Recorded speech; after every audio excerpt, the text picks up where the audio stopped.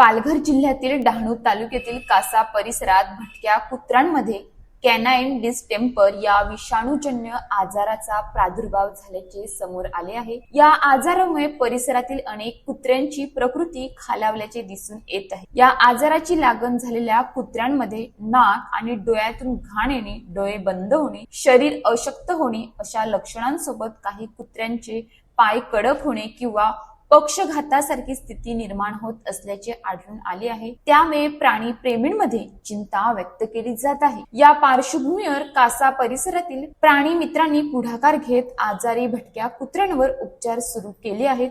पशुवैद्यकीय तज्ञ डॉक्टर सचिन वेडगा यांच्या मार्गदर्शनाखाली या कुत्र्यांना औषधोपचार देण्यात येत आहेत। आतापर्यंत सुमारे 20 ते 25 भटक्या कुत्र्यांवर उपचार करण्यात आले असून त्यापैकी जवळपास 10 कुत्रे पूर्णपणे बरे झाल्याची माहिती देण्यात आली आहे। भटक्या प्राण्यांच्या आरोग्यासाठी सुरू असलेल्या या उपक्रमाचे परिसरात सर्वत्र कौतुक होत आहे।